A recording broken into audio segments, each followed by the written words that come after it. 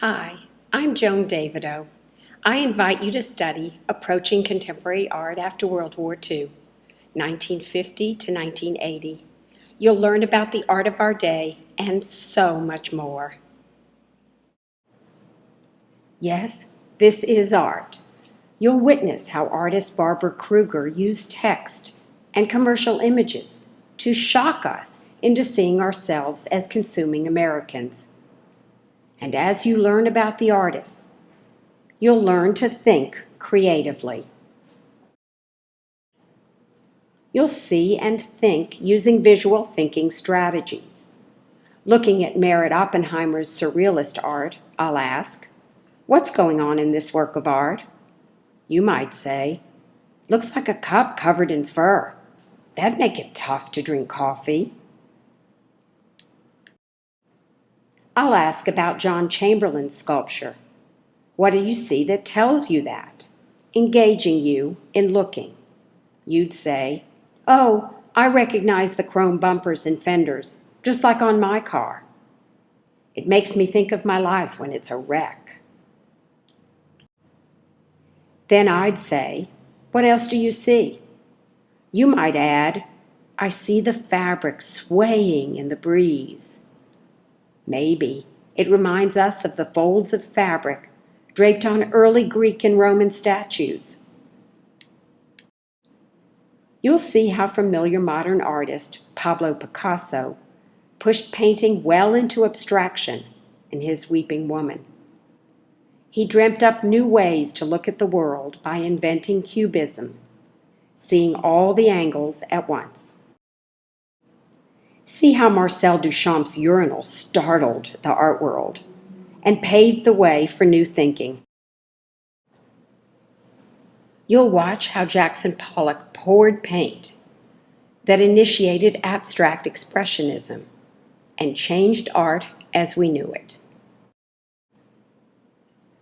Watch how wild young artists banded together in happenings, making art as a group.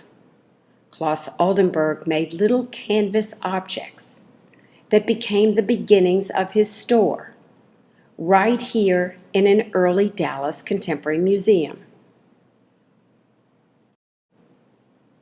You'll see the Dallas Museum of Art differently, viewing its dramatic contemporary art collection with new eyes, seeing the energy and verve in Jasper Johns' textured painting. You'll learn how contemporary sculpture changed after the war, no longer needing to stand on a base. Instead of the artist himself, metal fabricators construct the curving steel works of sculptor Richard Serra. You'll see artists paint the figure in expressive ways, the way Francis Bacon attacked his figures with paint, gusto, and maybe anger.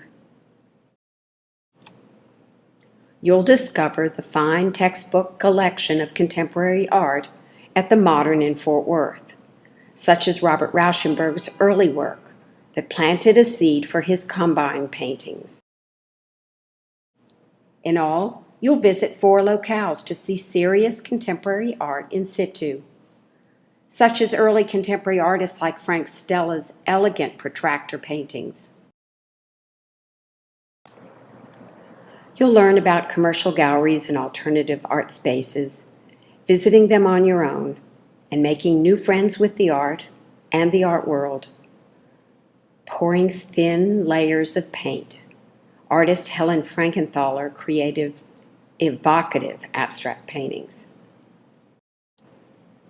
You'll visit SMU's Pollock Gallery and meet a Texas artist to learn about the great talents in North Texas, such as artist teacher John Pomara and his digitized paintings on aluminum that show his response to technology. You'll find art in everyday life, similar to the art of artists. Seeing this haunting night parking lot window might remind you of the electric blue paintings of French artist Yves Klein. About me, as a 22-year museum professional, I directed the Arlington Museum of Art and moved Dallas Contemporary into a renovated industrial plant. Here's James Gilbert's opening exhibition about fear and humor in flying today. My commentaries air monthly on KERA Public Radio. A recent commentary relives my interview with sculptor Donald Judd at his Chinati Foundation in Marfa, Texas. These spare, repeated aluminum boxes show his minimal approach to art. Along with my life in art, I'm a happy yogi. I'm a New York Times junkie. I play tennis, dance, attend music and theater, and walk my neighborhood. As you see here in San Antonio artist Ethel Shipton's wall piece, the door's always open. Come on in, add art to your life. Thank you. I hope to see you in class.